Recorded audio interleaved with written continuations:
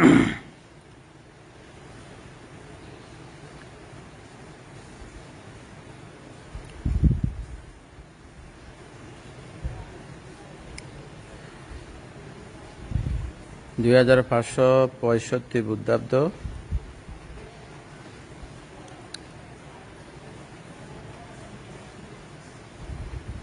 22 August 2021 ইংরেজি শ্রাবণী পূর্ণিমা বিকালবেলা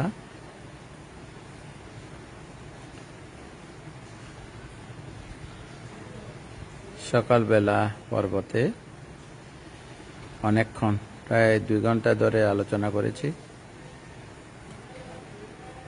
বিকালবেলা পর্বে এখন প্রায় 2:09 হয়ে গেছে। 3টা পর্যন্ত ধাম্মা সাক্কাচ্চা, প্রশ্ন উত্তর, প্রশ্ন থাকবে, উত্তর থাকবে। তো ছোট ছোট অনেকের কাছে অনেক অজানা বিষয় থাকে, তো ছোট ছোট পরিষ্কার করে প্রশ্ন করার চেষ্টা করুন, যেহেতু অনেকে প্রশ্ন করে থাকেন।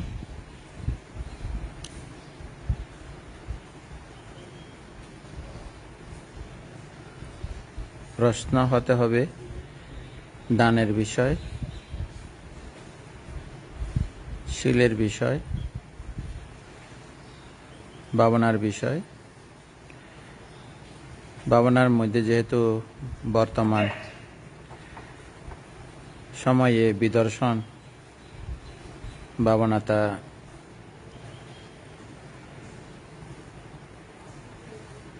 অনেকের কাছে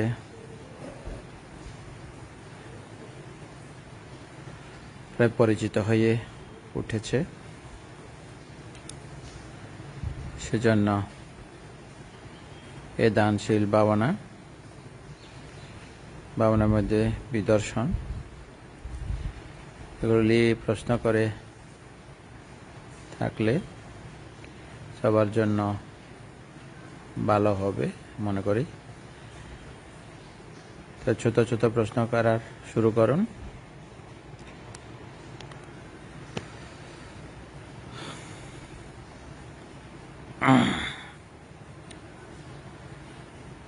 এখানে একজন প্রশ্ন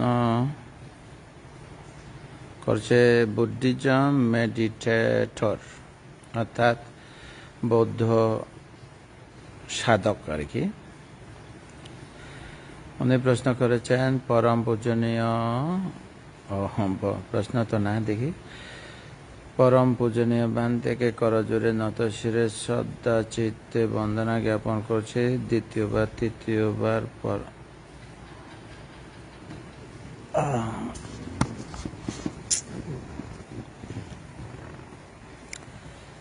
চলে গেল।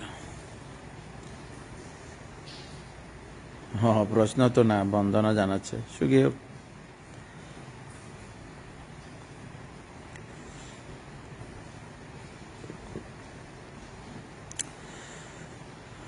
শিমুল বড়ুয়া, বন্দনা বানতে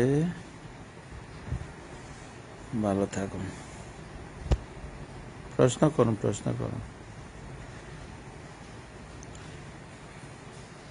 প্রিয় জ্যোতি বানতে বানতে সদা যদি বন্দনা। যদি একজন ব্যক্তি হার্নিয়া অপারেশন করে তবে কি সে অঙ্গহানি বলে গণ্য হবে? না।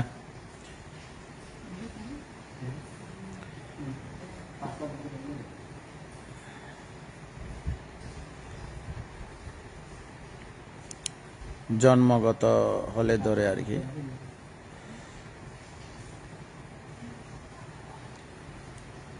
এটা প্রশ্ন, দানশীল ভাবনার বিষয় করেন।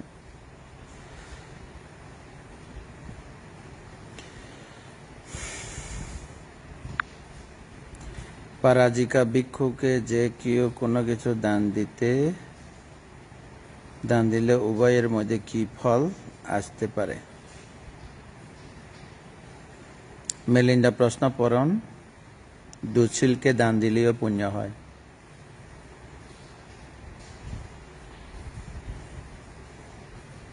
তিনি যদি সে স্তর বা সে স্ট্যান্ডার্ড না হন, হীন স্তরে হবে আর কি। পিঁপড়াকে দান দিলে পুণ্য হয়। খুশি মনে পিঁপড়াকে দান দিলেই বোঝা হয়। যেহেতু সাব্বে সাত্তা সুখী তাহন্ত, জগতের সকল প্রাণী সুখী হোক, পিঁপড়াকে দান দিলেও পুণ্য হয়। ওকে, স্তরে স্তরে হবে আর কি।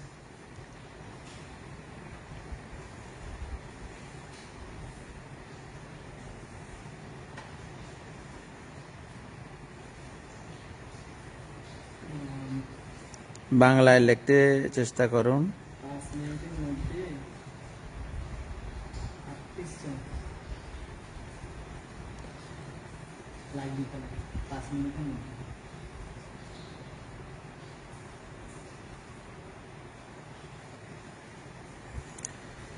দুঃশীলের 10টি গুণ আছে মেলিন্ডা প্রশ্নের মধ্যে, তা পরে দেখুন। দুঃশীলকে দান দিলেও পুণ্য হয়। সাব্বে সাত্তা সুখে তখন তো বলে না, তো ওনাদেরকে দিলে পুণ্য হয়, এদেরকে দিলে পুণ্য হয় না, তাহলে সাব্বে সাত্তা সুখী তখন তো কেমনে হলো? জগতের সকল প্রাণী সুখী হোক, পিঁপড়াকে দান দিলেও পুণ্য হয়। তবে স্ট্যান্ডার্ড বেদে দাপে দাপে আর কি। তো দক্ষিণা বিভঙ্গ সূত্রের মধ্যে উল্লেখ আছে দানের, কাকে কিভাবে দান করলে কিভাবে ফল লাভ করা যায় এরকম আর কি। তো দুঃশীলকে দান দিলেও পুণ্য হয়, তার চেয়ে সুশীলকে দিলে পুণ্য হয়। তা বুদ্ধ ধর্মের বাহিরে এবং বুদ্ধের ধর্মের ভেতরে এরকম দানলে কিরকম হয়। তারপরে শতাপতি সকেদাগামী, অনাগামী, তারপরে বুদ্ধকে, প্রত্যেক বুদ্ধকে সঙ্গকে, এভাবে আছে, স্তরে স্তরে থাকে। তো তির্যক প্রাণীদেরকে দান দিলেও পুণ্য হয়, ঠিক আছে। তো তারতম্য থাকবে ফলটা ক্ষেত্র বিশেষে।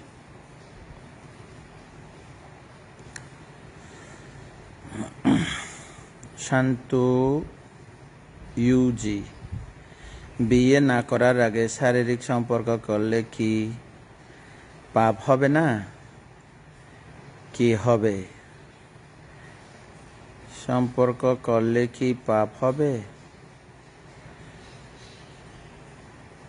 কি হবে না বানতে, হবে কি হবে না এরকম লিখতেছে। দুইটা সত্য থাকে।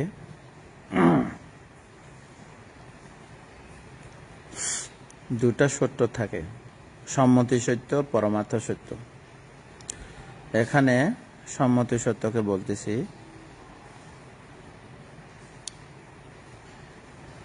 যেটা সামাজিক, ট্রেডিশনালি হয়, সামাজিকভাবে এটা সামাজিক থাকে। সামাজিকভাবে না হলে অবশ্যই শারীরিক সম্পর্ক পাপ হবে। অর্থাৎ পঞ্চশীলের মধ্যে কামেশু মিচ্ছাচারা বেরামনে শিক্ষাপদাং সমাদিয়ামি, সামাজিক সম্মত না হলে অবশ্যই শারীরিক সম্পর্ক করলে পাপ হবে।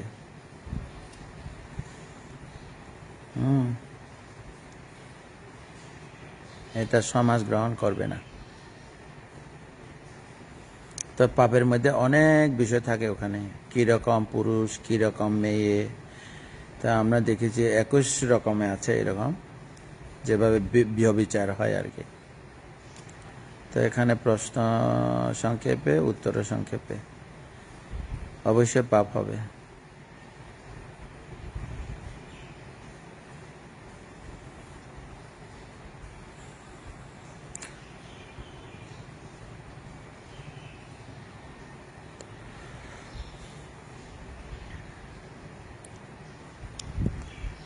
দেবাশিস চাকমা,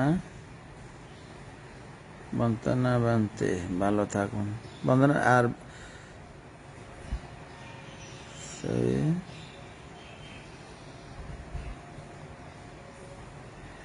বান্তে প্রতীত্য সমপাত কি আলোচনা করবেন? প্রীত প্রতীত যেভাবে লিখছে, প্রতীত্য সমপাত শুদ্ধ হয় না তো, যাক ধরতে পারলাম। প্রতীত্য সমপাত খুব গুরুগম্ভীর ধর্ম। এই প্রতীত্য সমপাতকে না বুঝার কারণে সত্যগণ বারবার জরাব্যাধি মৃত্যুর অধীনস্থ হতে হয়। তো প্রতীত্য সমপাতকে বুঝলে সন্দেহ দূর হয়। আস্তে আস্তে আস্তে আস্তে এই প্রতীত্য সমপাতকে ছিন্ন করার জ্ঞান উৎপন্ন হতে পারে। তো প্রতীত্য সমপাত হইল কার্যকারণ নীতি, কার্যকারণ নিদান। তো কার্যকারণ মানে কি? ইহা হলে উহা হয়, ইহা না হলে উহা হয় না। ইহার কারণে ইহা হলে উহা হয়, ইহা না হলে উহা হয় না। এভাবে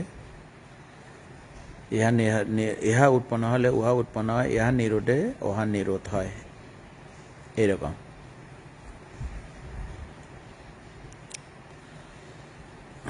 তো প্রতীত্য সমপাত নিদানের 12টি আছে।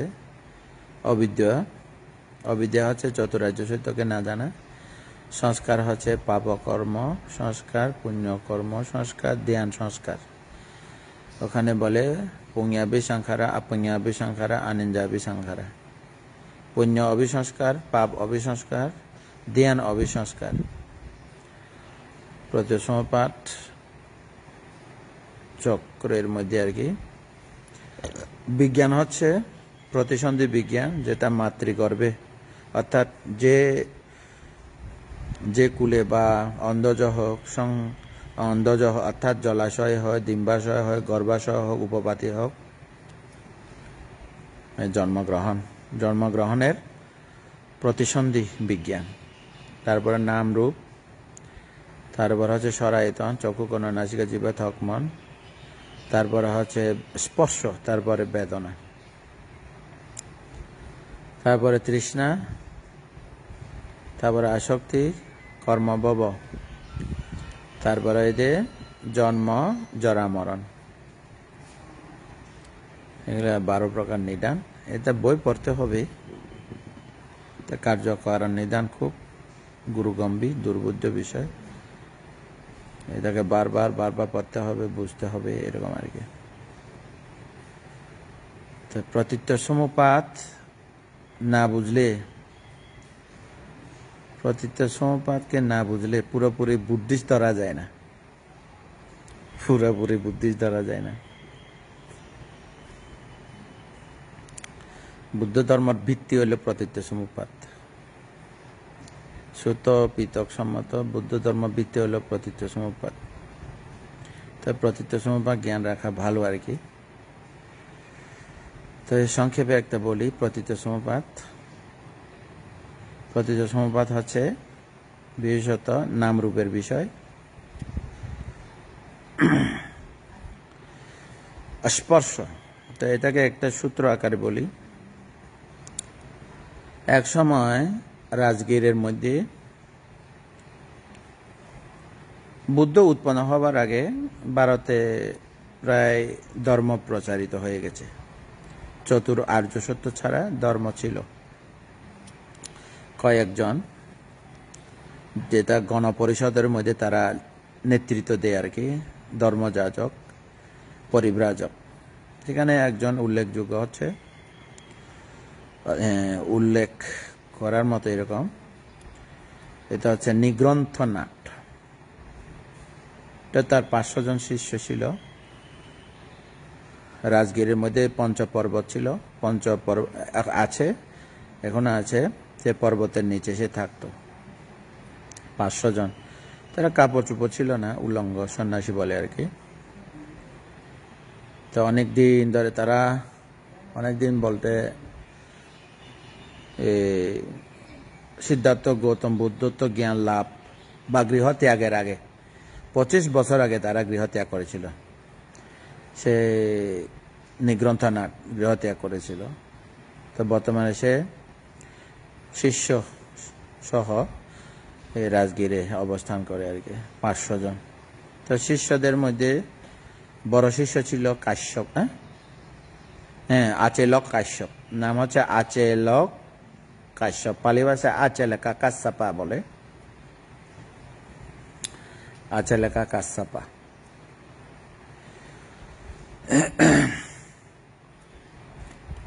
তো আচেলেকা কাশ্যপা নিগ্রন্থনাথ পাওয়া গিয়েছিল আর কি, রাজগীরের পাশে পাওয়া শহর এখনো আছে। আমি গেছি ওখানে স্বয়ং পাওয়াতে, পাওয়া নব পাওয়া। তো পাওয়াতে গেছে সে ফাঁকে, যেহেতু মানুষের মধ্যে একটা প্রশ্ন, সাধারণ প্রশ্ন থাকতে পারে, এতদিন পর্যন্ত ধর্ম আচরণ করলাম, আচরণের মধ্যে কোনো কিছু উন্নতি হতে পারে, উন্নতি হতে পারেনি, তো বুঝতে পারে। তো সে প্রস্তাব ছিল তার, সে একটা প্রস্তাব করেছিল শিষ্যদের মধ্যে আর কি, যেহেতু বড় হিসেবে। তো একটা মন্তব্য হলো, আমরা তো এতদিন পর্যন্ত এই আচরণ করেছি। তাদের আচরণটা 4টা। একটা হচ্ছে গোসল না করা, স্নান না করা, চুল না কাটা, আর খাবে থাল ছাড়া খায় এরা, মানে হাতে দিয়ে খায়। এখনো আছে এরা জৈন নামে জানে আর কি, জৈন নামে পরিচিত বর্তমানে, জৈন সন্ন্যাসী আর কি। তারপরে তারা কয়টা হলো, চুল কাটে না, কাপড় পরে না, স্নান করে না, আর খেলেও থালে খায় না, এরকম আর কি। তো এইভাবে আচরণ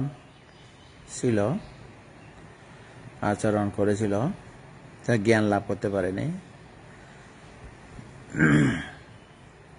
যেখানে শীল সমাধি প্রকাশিকা না থাকলে আচরণ করিয়া কোনো উন্নতি হবার কোনো ইয়ে নাই, হেতু নাই, বৃত্তি নাই আর কি। এখন পাওয়া গিয়েছিল এ ফাঁকে বড় শিষ্য, সে তার প্রস্তাব ছিল, এতদিন পর্যন্ত আচরণ করেছি, এই আচরণগুলিকে তো মানসিকভাবে তো কোনো শান্তি পায় নাই। গৌতমের কাছে গেলে কেমনে হয়, তা গেল আর কি। সংক্ষেপে সকালবেলা বুদ্ধ রাজগীর নগরের দিকে পিণ্ডাচরণ যাচ্ছিলেন, তখন রাস্তার মাঝখানে প্রার্থনা করেছিলেন আর কি। তো প্রার্থনার 4টা প্রশ্ন মনে রাখার মতো। একটা প্রশ্ন হচ্ছে প্রতীত্য সমপাদের আর কি। একটা প্রশ্ন হচ্ছে, বো গৌতম, দুঃখ নিজের কারণে হয় কি? একটা। 2, দুঃখ অন্যের কারণে হয় কি? 2টা। এই দুঃখ উভয়ের কারণে হয় কি? 3টা। দুঃখ এমনিতে অর্থাৎ কোনো কারণ ছাড়া বা অকারণে হয় কি? 4টা। প্রশ্ন তো 4টা ছিল। প্রথমটা কি? সবার দুঃখ আছে, সবার দুঃখ আছে। প্রথমটা, দুঃখ নিজের কারণে হয় কি? যেহেতু দুঃখ আছে, এই দুঃখ নিজের কারণে হয় কি? দুঃখ অন্যের কারণে হয় কি? প্রতিটি প্রশ্নের পেছনে বুদ্ধি কি ছিল? না না না। অর্থাৎ দুঃখ নিজের কারণে হয় কি বো গৌতম? না, নিজের কারণে হয় না, এরকম বলা উচিত নয় বলেন বুদ্ধ। না হেওয়াং ওয়াট্টাব্বাং, এরকম বলার উচিত নয়। অন্যের কারণে হয় কি? এরকম বলার উচিত নয়। উভয়ের কারণে হয় কি? অনেকে তো উভয়ের কারণে, তোমার কারণে আমার কারণে এরকম দুঃখ হয়ে থাকে আর কি। তা বুদ্ধ বলে যে না হে ওয়াংওয়াট্টা বান, এরকম বলা উচিত নয়। তো চতুর্থ প্রশ্ন হচ্ছে অকারণে হয় কি। এখানে ভিতরে অনেক যুক্তি আছে, অনেক যুক্তি আছে এখানে ভিতরে। দুঃখ নিজের কারণে হয় কি, কিরকম দৃষ্টি হতে পারে, এরকম মিথ্যে দৃষ্টির মধ্যে। তা দুঃখ অন্যের কারণে হয় কি, কিরকম মিথ্যে দৃষ্টি হতে পারে, হয় আর কি, উভয়ের কারণে হয় কি। শেষেরটা যে যে দৃষ্টিটা অকারণে হয় কি, তো দুঃখ নিজের কারণে হয় যদি বলি, তাহলে ভগবানের কারণে নয়, এরকম উঠে আসবে। অন্যের কারণে হয় যদি হয়, তোমার কারণে, আমার কারণে, ভগবানের কারণে, এইরকম হতে পারে। তো উভয়ের কারণে যদি হয়, তো উভয়ে মিলিত হয় আর কি, জোরালো আর কি। কারো কারণে দুঃখ কোনো কারণে হয় না, এরকম যদি বলে, তো অর্থাৎ অকারণে হয় কি, এটা উচ্ছেদ দৃষ্টি হয়ে যাবে। কোনো দৃষ্টিটাই মানে দৃষ্টি, মিথ্যা দৃষ্টির বাইরে না। তা শেষ প্রশ্নটা হচ্ছে বহু গৌতম কি কারণে, বুদ্ধ তো না না না চারটিতেই না বলেছিলেন। বুদ্ধ তাহলে কি কারণে হয়, তখন বুদ্ধ উত্তর সরাসরি স্পর্শের কারণে হয় বলে। তা স্পর্শ কি, প্রতীচ্য সমুপাদে 6টি স্পর্শ হয়। চক্ষু সংস্পর্শ, কর্ণ সংস্পর্শ, নাসিকার সংস্পর্শ, জিহ্বার সংস্পর্শ, কায় সংস্পর্শ, মন সংস্পর্শ। চক্ষু সংস্পর্শ বাইরের বিষয়, দেখার বিষয় নিয়ে। কর্ণ সংস্পর্শ শব্দের বিষয় নিয়ে। নাকের সংস্পর্শ এই গন্ধের বিষয় নিয়ে। জিহ্বার সংস্পর্শ স্বাদের বিষয় নিয়ে। কায় সংস্পর্শ স্পর্শ নিয়ে, বাইরে স্পর্শ নিয়ে। মন সংস্পর্শ অর্থাৎ ধর্ম সংস্পর্শ নিয়ে। তো যেহেতু প্রতীত সমুপাদের মধ্যে ইহা হলে উহা হয়, ইহা না হলে উহা হয় না, তার মানে চোখ যদি বাহিরে বিষয় নিয়ে যদি সংস্পর্শ সংগঠিত না হয়, তাহলে চক্ষু বিজ্ঞান উৎপন্ন হয় না, এ কথা। কানের রূপ যদি, শ্রবণ শক্তি যদি বাহিরে কোনো শব্দের সাথে সংস্পর্শ না হলে শ্রবণ বিজ্ঞান হয় না, অর্থাৎ শোনা না চিত্ত হয় না। তবে গন্ধ নাসিকার সাথে, নাসিকা প্রসাদের সাথে গন্ধ বিষয় যদি সংস্পর্শ না হয়, তাহলে ঘ্রাণ বিজ্ঞান হয় না, অর্থাৎ গন্ধের বিষয়ে মন চিত্ত হয় না। স্বাদ এবং যে কোনো বাহিরে থেকে জিহ্বার যদি না পড়ে, যেমন স্বাদের মধ্যে 6টি, টক, তিক্ত, মিঠা, জাল, লবণ ইত্যাদি আর কি, 6টি স্বাদ যদি না পড়ে, তাহলে জিহ্বা বিজ্ঞান হয় না, অর্থাৎ জিহ্বা বুঝার মন হয় না আর কি।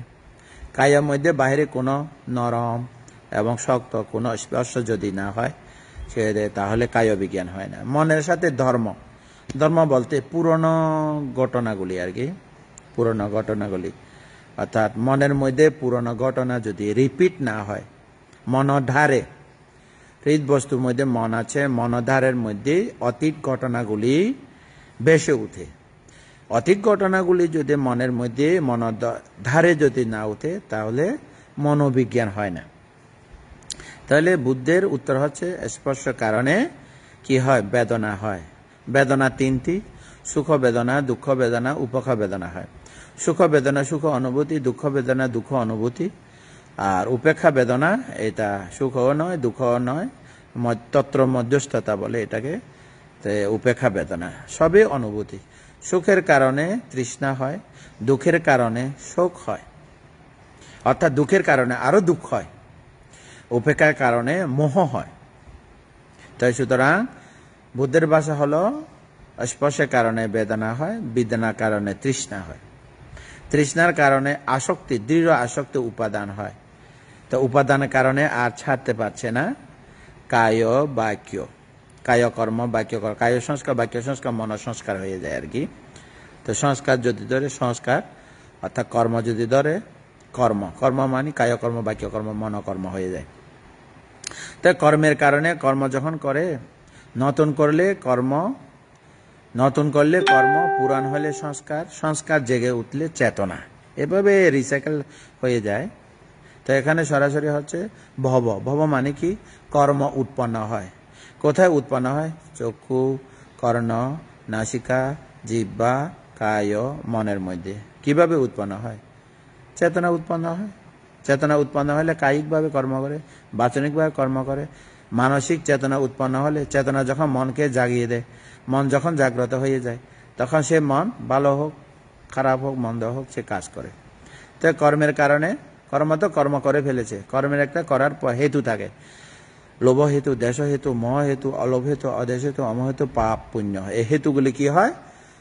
এ হতে গেলে অনুৎপন্নকে উৎপন্ন করবে, অর্থাৎ পুনর্জন্ম হবে। উৎপন্নকে চলমান রাখবে, বৃদ্ধি করবে। তো যত যায় আর কি সংসারে, যতক্ষণ না পর্যন্ত, যতদিন পর্যন্ত এই প্রতীত্য সমুপাত ছিন্ন হবে না, অর্থাৎ এ স্পর্শকে থামাতে পারবে না, তাহলে বেদনা চলতে থাকবে, তৃষ্ণা চলতে থাকবে। হ্যাঁ, তৃষ্ণার পরে আসক্তি, আসক্তির পরে আপনার যে কর্ম। তো আসক্তির মধ্যে আরো ভিতরে ভিতরে অনেকগুলি ইয়ে থাকে, এই ভিতরে ভিতরে অনেকগুলি ক্লেশ থাকে আর কি। যেমন ধরো উপাদান, কাম উপাদান, কাম বিষয়ে আসক্ত হয়। দৃষ্টি উপাদান, মিথ্যা দৃষ্টিকে ছাড়তে পারছে না। আত্ম উপাদান, তো সবকিছু আমি আচরণ করে পঞ্চস্কন্ধকে।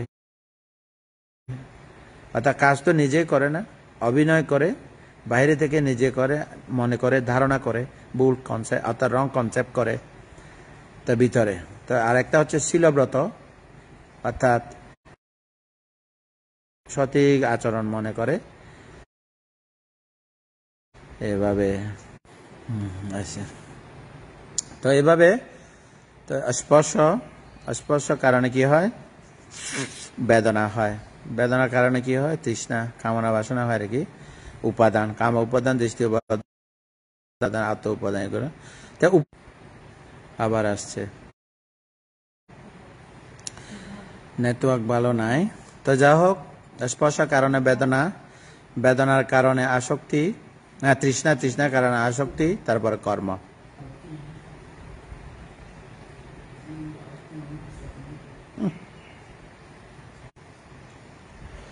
নেটওয়ার্ক আপ ডাউন করে। তো স্পর্শ কারণে বেদনা হয়, বেদনার কারণে তৃষ্ণা, তৃষ্ণার কারণে উপাদান, উপাদান কর্ম। উপাদান মানে ছাড়তে পারছে না আর কি, মানে ছাড়তে চায় না, এ কারণে কর্ম হয়ে যায়, কর্মের কারণে আবার জন্ম হয়। এটা হচ্ছে প্রতীত্য সমুপাত। তো এই ঠিক পরিব্রাজকরা বুদ্ধকে জিজ্ঞাসা করলেন, হয়তো বুদ্ধ আপনি কি জানেন, তার মানে দুঃখকে জানেন?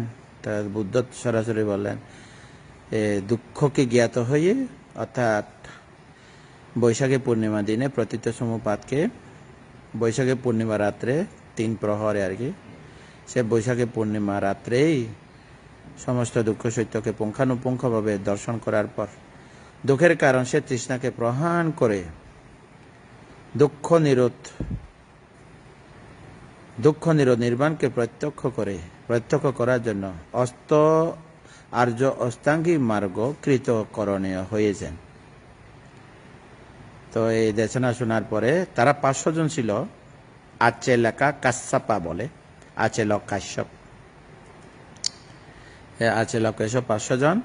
তারা সকলের গুরু বানতে, অর্থাৎ গুরু পাওয়া থেকে গুরু ফেরার, তাদের গুরু ফেরার আগেই শ্রমণ গৌতমের শিষ্য হয়ে গেল। আজকাল হলে তো যুদ্ধ করতো মনে হয়, আমার শিষ্য তোমার শিষ্য এরকম করে। তাই বুদ্ধের দেশনা শুনে তারা এই মুহূর্তে সকলে শ্রোতাপতি মার্গ ফলে প্রতিষ্ঠিত হয়েছেন আর কি। সাধু সাধু সাধু। যাক, প্রতীত্য সমুপাত অল্প আলোচনা করলাম।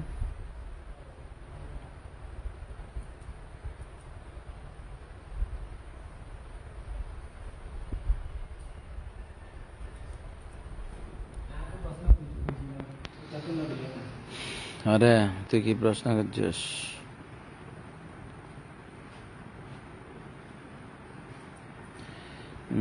বুদ্ধিতে যা প্রশ্ন, ছরাদাপুরা মীমাংসাধিপতি সম্পর্কে একটু ব্যাখ্যা করো তো আমাদের উপকার করার জন্য। অধিপতি 4টা আছে। প্রথমটা হচ্ছে ছন্দ অধিপতি, তারপরে হচ্ছে বীর্য অধিপতি, তারপরে হচ্ছে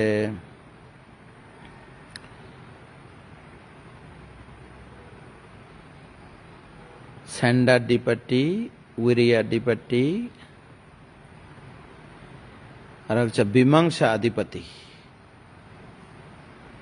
আর একটা কি স্যান্ডাধিপতি, উইরিয়াধিপতি, চিত্তাধিপতি, চিত্ত অধিপতি, তারপরে বিমংসা অধিপতি, চারটা অধিপতি।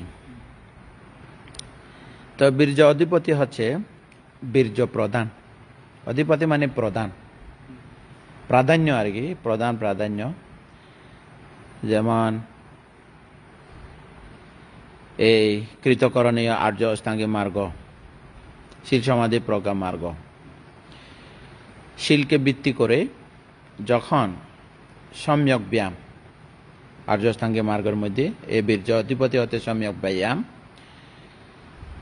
এই সম্যক ব্যায়াম থাকলে স্মৃতি থাকে, সমাধি থাকে।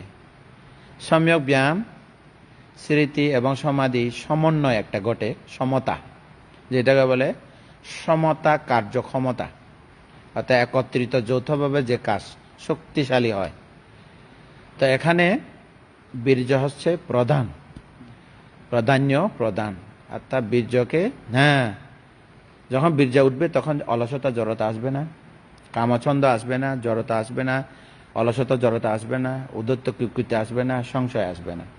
তো সাথে যেহেতু শুধু বীর্য অধিপতি হলো তো বীর্য প্রধান, তো অপ্রধান কি, স্মৃতিও আছে, সমাধিও আছে, সম্যক দৃষ্টি, প্রজ্ঞা স্কন্ধের মধ্যে সম্যক দৃষ্টি, সম্যক সংকল্পও আছে।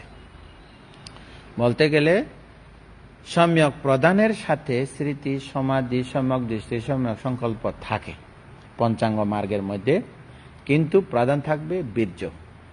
যেমন বুদ্ধেরও এরকম হয়, বীর্য প্রধান, প্রজ্ঞা প্রধান, শ্রদ্ধা প্রধান, এর কতগুলি থাকে এরকম প্রধান। যেমন পার্টিতেও থাকে অমুকের নেতা, অমুকের নেতা, অমুকের নেতৃত্বে আমরা এভাবে কাজ করছি এরকম, অর্থাৎ বীর্য নেতৃত্বে, বীর্যকে প্রধান রেখে, প্রাধান্য রেখে, অর্থাৎ নির্বাণ পথে, নির্বাণ গন্তব্যের পথে পৌঁছানো, নির্বাণকে প্রত্যক্ষ করার কাজ প্রধানে বলে আর কি।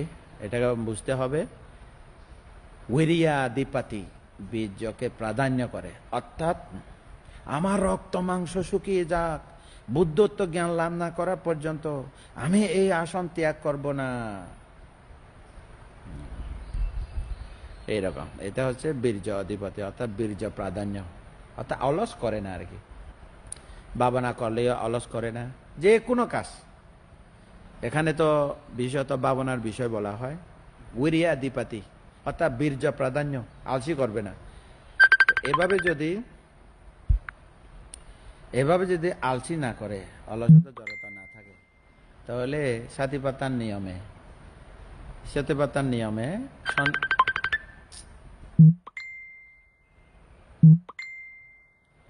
সন্ধ্যাকালীন সময়ে কর্মস্থান নিয়ে অরুণোদয়ের আগে কৃতকরণীয় হয়ে যায়, বীর্য প্রধান।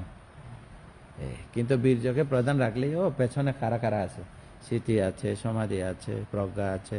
প্রজ্ঞা বলতে অনিত্য, দুঃখ, অনাত্ম লক্ষণ দর্শন আছে, অর্থাৎ কিন্তু প্রাধান্য কি, বীর্য, অর্থাৎ আলসি নাই। হ্যাঁ, ছেন্দা মানে ছন্দ, ছন্দ মানে ইচ্ছা, ইচ্ছা শক্তি, বীর্য শক্তি, ইচ্ছা শক্তি, চিত্ত শক্তি। আর তা হচ্ছে বিমংস। ও এখানে তো বিমংস বিষয়, আচ্ছা আচ্ছা। বিমংস হচ্ছে সত্য মিথ্যা বিশ্লেষণের জ্ঞান। তার মানে সত্য মিথ্যা মানে ওই আমরা সচরাচর বাহিরে যেটা সত্য মিথ্যা বিচার বিশ্লেষণ সেরকম না। যখন চোখ বন্ধ করে যখন ভাবনা করবে, যখন শারীরিক প্রতিক্রিয়া থাকে, মানসিক প্রতিক্রিয়া থাকে, নামরূপ প্রতিক্রিয়া, এক কথা বলতে গেলে, হ্যাঁ, যখন বিমংসা মানে কি, অনিত্য বিচার করা আর কি, অনিত্য দর্শন। হ্যাঁ, এটা অনিত্য, এটা উদয়, এটা বিলয়, এটা অনিত্য, এটা দুঃখ, এটা অনাত্ম, ত্রিলক্ষণ, এটা তো ত্রিলক্ষণ জ্ঞান দর্শন, এটাকে এরকম বিশ্লেষণ করে। অর্থাৎ অনিত্য, দুঃখ, অনাত্ম বুঝার জ্ঞানকে বিমংসা বলে। তো এইভাবে হচ্ছে প্রজ্ঞাধিপতি। মীমাংসা আদিবাদী মানে কি? হ্যাঁ, প্রজ্ঞা। মীমাংসা মানে লক্ষণ বিশ্লেষণ, অর্থাৎ লক্ষণ দর্শন। লক্ষণ দর্শন অর্থাৎ সত্য মিথ্যা বুঝার জ্ঞান। মীমাংসা মানে সত্য মিথ্যা বুঝার জ্ঞান, এটা প্রজ্ঞা। বলতে গেলে অনিত্য দুঃখ অনাত্ম দর্শনের দর্শন বুঝার জ্ঞান প্রধান, এটাকে বলে মীমাংসাধিপতি। হ্যাঁ, অবিধর্ম বিষয় তো।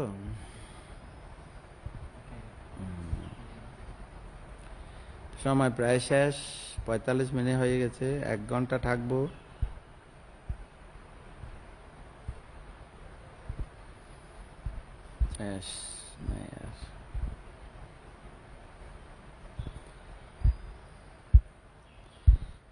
মীমাংসাধিপতি, বিচার বিশ্লেষণের শক্তি, রাইট থট, ধাম্মা বিরিয়া।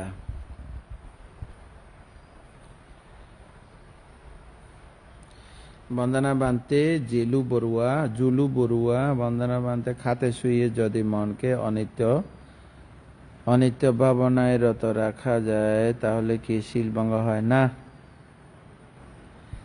শুয়ে কাজে ইর্জাপথ ভঙ্গ হবে না।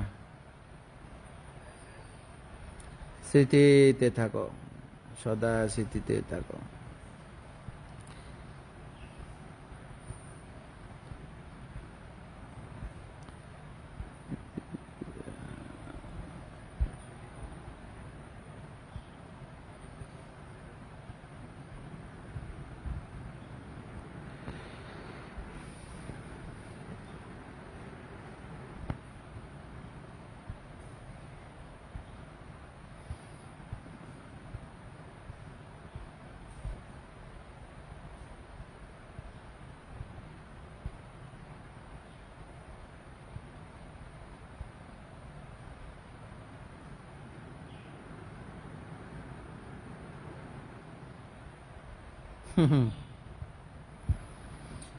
এ রহমান চুল কই আপনার?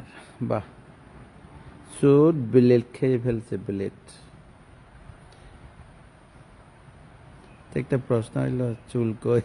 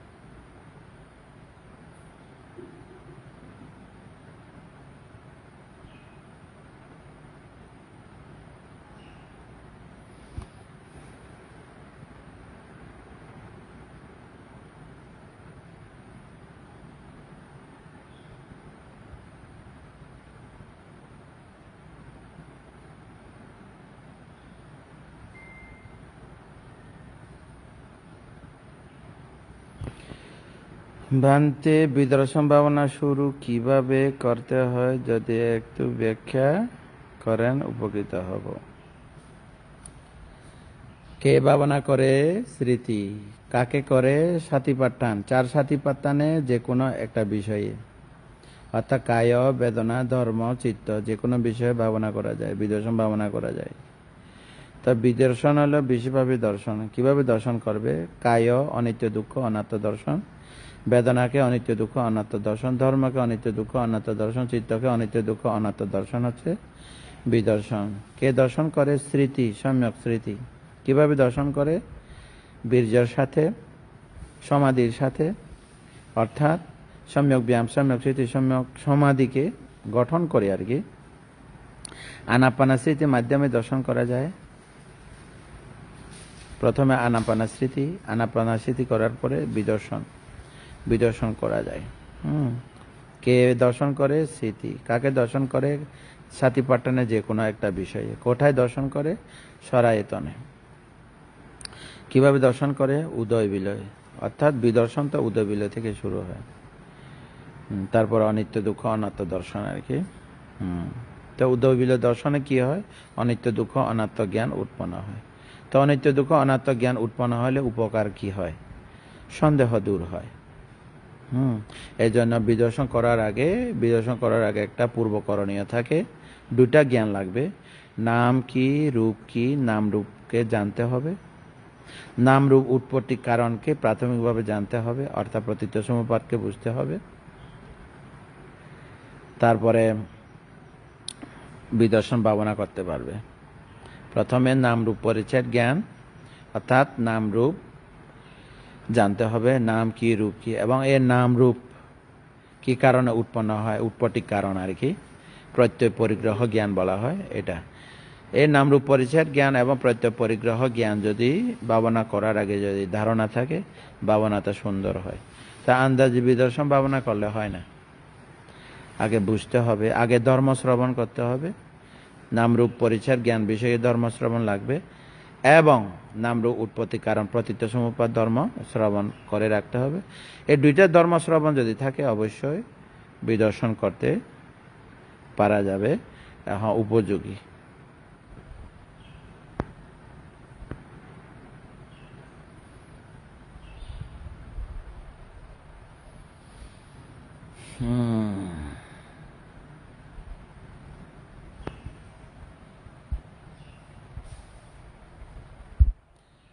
প্রশ্ন নাই আর।